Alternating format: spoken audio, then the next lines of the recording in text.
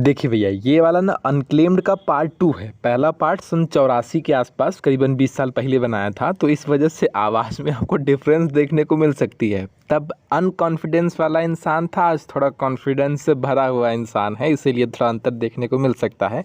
आज की वीडियो में हम अनक्लेम्ड के जो सेकंड स्टैंजा है उसको बढ़िया से क्लियर करने वाले हैं और लाइन बाय लाइन इतना प्रेम से समझ लेंगे कि पेपर में जाएंगे तो पूरा खाची के आएंगे, इसे क्लियर नहीं आएंगे भैया, सीधी सी बात है। अब चलिए, अब सबसे पहले काम करते हैं, पहले स्टैंजा को सिर्फ एक बार रिवाइज करा देता हूँ पढ़ के, ठीक है। मतलब पढ़ूंगा नहीं, सिर्फ उसकी जो समरी है उसको बता देता हूँ, फिर सेकंड स्टैंजा को लाइन बाय लाइन समझाते हुए उसकी समरी बताते हुए टाटा बाय बाय कर दूंगा। पहले स्टैंजा में विक्रम जी इतना ही बता पाए हैं, इतना ही कहे हैं कि देखा भैया, ऐसी बात है कि जो प्यार वाली मैरिज है या लिव इन रिलेशनशिप वाली मैरिज है, जो भी कह लीजिए, वो ट्रेडिशनल मैरिज से थोड़ा बढ़िया है। रीज़न क्या है कि प्यार वाली मैरिज में हम पार्टनर को बहुत बढ़िया से जानते हैं, उससे बहुत फ्रेंडली होते हैं, घूम फिर के उसी के साथ में रहते हैं, तो मन में हिचकिचाहट नहीं होती है सेक्सुअल इंटरकोर्स के दौरान, यानी कि सीधी सीधी बात, बिस्तर पे सोते दौरान, प्यार करने के दौरान, गोल्डन नाइट के दौरान, यानी कि सुहाग रात के दिन ऐसी कोई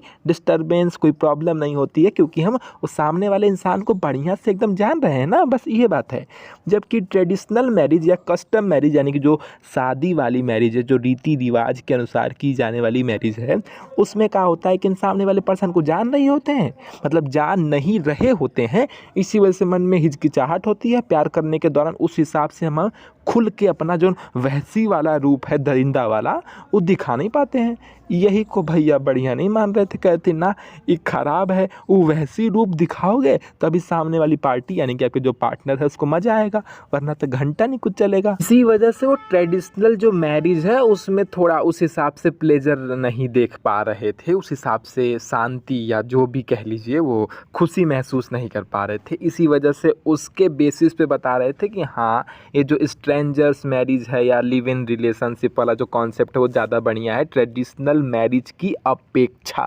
वो बात की बात है कि ये पहले एक बार को कहीं ना कहीं अप्लाई हो भी जाती, पहले लोग जानते नहीं थे, मम्मी कहती थी बिना शादी, मतलब बिना मुंह देखे शादी वादी करा दिया गया रहा, तो एक बार को अप्लाई होती भी थी, वो भी तब अप्लाई नहीं होगी अगर पापा मेरे पापा जैसे हो, यानी कि जो भी सामने वाला पर्सन है वो ठीक ठाक हो, मैच्योर हो, बढ़िया हो, तब वो प्रॉब्लम भी नहीं आती थी। क्योंकि कहा जाता है कि शादी करने के काफ़ी टाइम तक पापा मम्मी साथ में रहे ही नहीं, कितना साल तक, करीबन 4 साल तक, तो इनमें का ही कहना, तो धीमे धीमे अंडरस्टैंडिंग बन जाती थी। लेकिन फिर भी बहुत से ऐसी भी कंडीशन है जहाँ पे शादी होने के अगले दिन ही आपको बेड पे एक अनजान इंसान के साथ सोना है, तो हाँ, वहाँ पे ये चीज़ें थोड़ी लागू होती है, ऐसा नहीं कह रहा कि नहीं होती है। लेकिन आज की कंडीशन के हिसाब से, जहाँ मनई शादी का टाइम फिक्स होने के सलसल भरले फोनवा पे बैठ के पूरा बदकुच्चन करत हैं, पूरा प्यार से प्यार, एकदम चोच से चोच लड़ा के बात करत हैं, वहाँ कहाँ ये सब लाइन टिकेगी।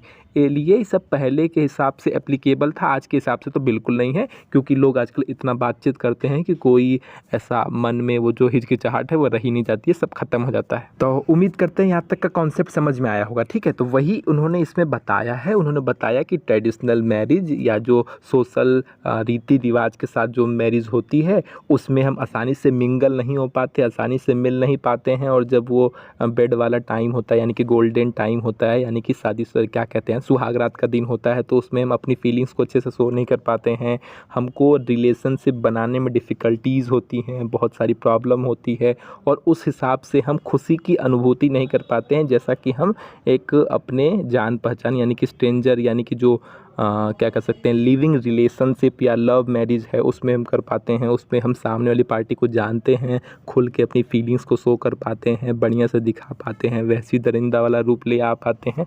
वो सारी चीज़ें आज के हिसाब से थोड़ी एप्लीकेबल ज़्यादा हो गई हैं, ठीक है। तो यही सब बात उन्होंने अपने फर्स्ट स्टैंजा में बताई है, और साथ ही साथ उन्होंने ये भी बताया कि इस तरीके की रिलेशनशिप, यानी कि ये जो प्यार वाला रिलेशनशिप है, उसमें आप किसी तरीके के आप दबाव को फील नहीं कर पाएंगे, वो मतलब फ्रीली फ्रेंडली नेचर के साथ एक दूसरे के साथ प्यार कर पाते हैं। यही सब बातें पिछली वीडियो में बताई गई है, उसका मैं लिंक डिस्क्रिप्शन में डाल दूंगा, आप देख लीजिएगा। अब बात करते हैं आज की टॉपिक के वीडियो में क्या बताना है मेरे को। तो आज की जो स्टैंजा है वो क्या कह रही है, पहले स्टैंजा पढ़ता हूँ, फिर लाइन बाय लाइन उसको एक्सप्लेन करता हूँ, कहानी खत्म हो जाएगी, सब समझ में आ जाएगा। चलिए, तो प्यार से हम भी प्यार के साथ ही, बहुत भैया प्यार का इसमें प्यार है तो चल रहा है, इसीलिए हम भी प्यार से सेकंड स्टैंजा को पढ़ेंगे, एकदम फील के साथ पढ़िएगा। To feel the beat of foreign heart to heart, preferring neither to prolong nor part, to rest within the unknown arms and known that this is all there is, that this is so। और कुछ बचा है तर तो वो भी डाल दो,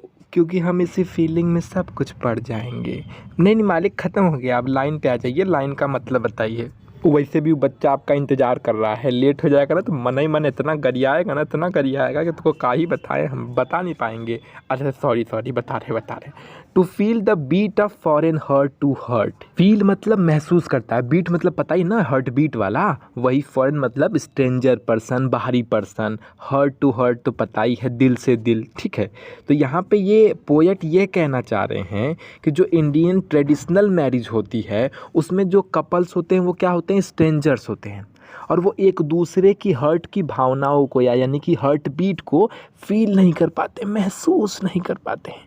जबकि जो स्ट्रेंजर मैरिज है यानी कि फॉरेन मैरिज है, यानी कि जो लव मैरिज टाइप वाले लोग हैं, लिव इन रिलेशनशिप में रहने वाले लोग हैं, उनमें क्या है कि वो एक दूसरे के हृदय को फील कर पाते हैं, भावनाओं में डूब जाते हैं, एक दूसरे की हर्ट बीट को महसूस कर पाते हैं। बस वही लाइन तो कही गई है, और क्या कहा गया है। तो ऐसे में मालिक तुम क्या भावनाओं में डूब रहे हो, ऐसे थोड़ा आराम से पढ़ाओ, बच्चन का मन खराब हो रहा है धीमे धीमे। अरे हाँ सॉरी, देखिए मैं आपको पूरी लाइन पढ़ देता हूँ। Preferring neither to prolong nor part, preferring का मतलब होता है पसंद करता, नाइदर का मतलब क्या निकालेंगे, नाइदर टू प्रोलॉन्ग यानी कि बहुत ज़्यादा ना लंबा, नॉर पार्ट मतलब हिस्सा, आपको पता ही है। रेस्ट मतलब क्या होता है, आराम करना, विद इन मतलब उनकी बाहों में, यानी कि with in the unknown arms, यानी कि उस स्ट्रेंजर इंसान की बाहों में, ठीक है।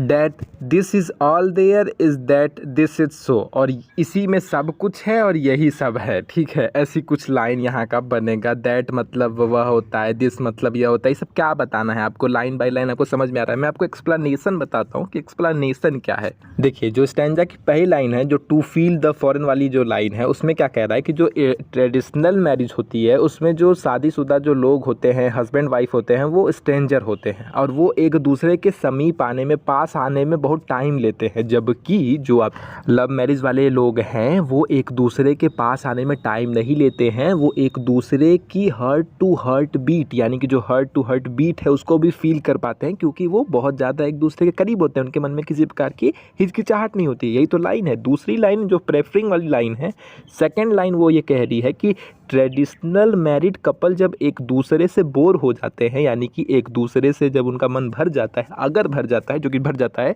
कभी कभी बहुत सारी प्रॉब्लम्स होती हैं उसकी वजह से भर जाता है, तो वो अपने रिलेशनशिप को प्रोलॉन्ग नहीं चला पाते, यानी कि बहुत लंबा नहीं चला पाते हैं। तो ऐसी कंडीशन में उनको सोशल यानी कि जो सामाजिक जो दुनिया है उसका भय होता है, एक दूसरे से अलग होने में, कि समाज क्या कहेगा। याद होगा आपको, ये सब चीज़ें तो आपको पता ही है कि समाज का कहीं दिखाए तलाक ले लेना या इनसे अलग हो गई ना, इस तरीके की चीज़ों का भय होता है। जबकि जो लव रिलेशनशिप है या जो भी है, इसमें आपको सामाजिक भय नहीं होता है और आप एक दूसरे से जब मन तब चाहें आप अलग हो सकते हैं, अगर आपका एक दूसरे से मन भर जाए तो। ये वाली बात कही गई है, बात समझ में आ रही है।